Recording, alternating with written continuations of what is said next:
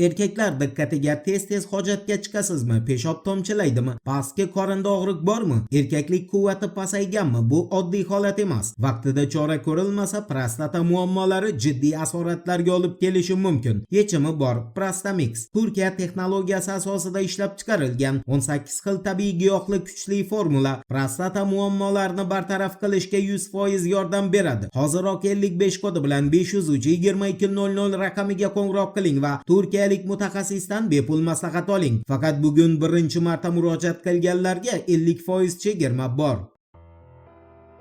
Assalomu alaykum qadrdon muxlis. Siz bilan siz bilgan va kutgan kanal Turfa olam. Rada telekanaliga bergan intervyusida 6-iyul kuni Ukraina mudofaa vaziri maslahatchisi Sergey Beskresnov Kiyevda Rossiyani ballistik raketalarni urib tushirish uchun umuman raketa qolmaganini tan olgan. Uning aytishicha, faqat o'tgan tunning o'zida 30 ta ballistik raketa nishonlarga yetib borgan. Uning fikricha, agar bunday hujumlar shu suratda davom etsa, Rossiya qurolli kuchlari Kiyevni butun infratuzilmasini yo'q qilishi mumkin va Sergey Beskresnovga ko'ra, havo hujumini qaytarishga qodir raketalarsiz urushni davom ettirish mumkin emas. Boisi bundan keyin Ukraina Rossiyani zarbalarni faqat qabul qilishi mumkin. Ularni bartaraf etish esa amalga oshmaydigan orzu hisoblanadi. Negaki Ukrainani havo hujumidan mudofaa raketalar zaxirasi tugadi. Endi Rossiya Mudofaa vazirligi ma'lumotiga ko'ra, Kiyev va Kiyev viloyatiga 6-iyulga o'tar kechasi berilgan ommaviy zarbalar natijasida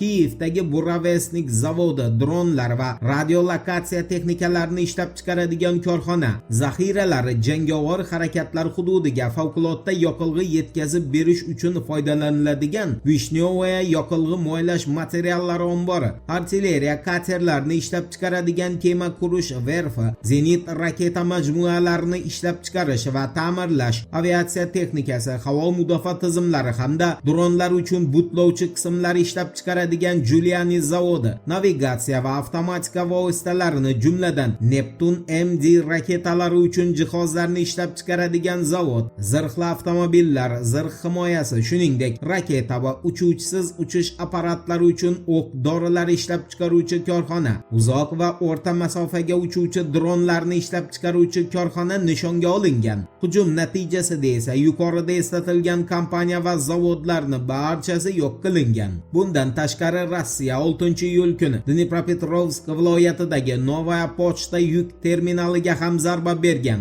Ta'kidlanishicha, Ukraina qurolli kuchlari bunday terminallardan logistika markazlari sifatida foydalanadi. Xususan, Rossiya Mudofaa vazirligi avvalroq Sum shahridagi shunday terminallarda dronlar saqlangani va yig'ilganini ma'lum qilgan edi. Endi Kiyevni, Kursk va Yaroslav viloyatlariga hujumi haqida qisqacha so'z yuritamiz. E'tiborli bo'ling. Yaroslav viloyati gubernatori Mikhail Yevrayevning RIA agentligiga ma'lum qilishicha, Ukraina qurolli kuchlari 6-iyul kuni Yaroslav neftni qayta ishlash zavodiga maxsus harbiy operatsiya davridagi eng yirik hujumini takrorladi. Gubernatorga ko'ra, hujum vaqtida 70 dan ortiq dron urib tushirilgan. Kursk viloyati gubernatori Aleksandr Xinshtaynning ma'lumot berishiga ko'ra esa, Ukraina 6-iyul kuni havodan Kursk 2 atom elektrostansiyasi energoblokiga hujum uyushtirishga urinib ko'rgan. Uning so'zlariga ko'ra, Ukraina qurolli kuchlariga tegishli 12 ta dron atom elektrostansiyasi yaqinida urib tushirilgan. Yana bir dron esa Kursk atom elektrostansiyasini qurilayotgan ikkinchi energoblokiga tegishli sovutish minorasiga zarba bergan. Ma'lum qilinishicha, stansiya ish faoliyatiga talofat yetmagan, ekologiya va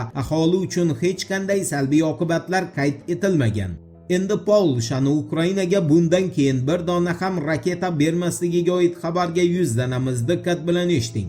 Rech Pospolita agentligining axborotiga ko'ra, Polsha mudofaa vaziri 6-iyul kungi o'z bayonotida Varshavani Kiyevga berishi mumkin bo'lgan barcha harbiy yordamni allaqachon berib bo'lganini bildirgan. Vladislav Kasinyak-Kamishning aytishicha, Polsha shu kungacha 30 mingdan ortiq ukrainalik harbiyni tayyorlagan hamda Kiyevga qiymati 4 milliard Amerika Qo'shma Shtatlari dollariga teng qurol-yarog' yetkazib bergan. Yetkazib berilgan qurol-yaroqlar ro'yxati harakatiga esa T-72 va T-91 va Leopard tanklari, zirhli transportyorlar, o'zi yurar artilleriya qurilmalari, uchuvchisiz uchish apparatlari, minomyotlar, MiG-29 jangovar samolyotlari, Mi-24 vertolyotlari, havo mudofaasi majmualari, raketa qurilmalari, artilleriya va tank o'q-dorilari, o'qotar qurollar, ko'chma zenit raketa majmualari va boshqa harbiy texnikalar kiradi. Shuningdek, Rech Pospolita gazetasining qayd etishicha, Polshani Ukrainaga ko'rsatgan harbiy yordami 2024-2026 yillarda urush boshlangan 2022-2023 yillarga nisbatan 15 barobarga kamaygan. Endi Makronni Suriyaga tashrifiga o'tamiz. La Figaro agentligiga ko'ra, Emmanuel Makron Suriyada yana qora ko'zoynakda ko'rinish berdi. Nashrning ma'lum qilishicha, u kechqurun Damashq shahriga kelib, binoda quyosh xalaqit bermaganiga qaramay, o'zini aviator uslubidagi qora ko'zoynagini yechmagan. Bundan avval ham Fransiya prezidenti 3 kun davomida omma oldida doimiy ravishda qora ko'zoynakda namoyon bo'lgan edi. La Figaroga ko'ra, Makron hokimiyat almashgan dan keyin Suriyaga tashrif buyurgan Yevropa ittifoqiga a'zo davlatlar orasidagi birinchi davlat rahbari bo'ldi. Ungacha esa Suriyaga faqat Yevropa ittifoqi rasmiylari tashrif buyurgan edi. Voqealar va juni birgalikda kuzatamiz. Turfaulan bilan qoling. Siz kutgan kerakli ma'lumotlar hali oldinda.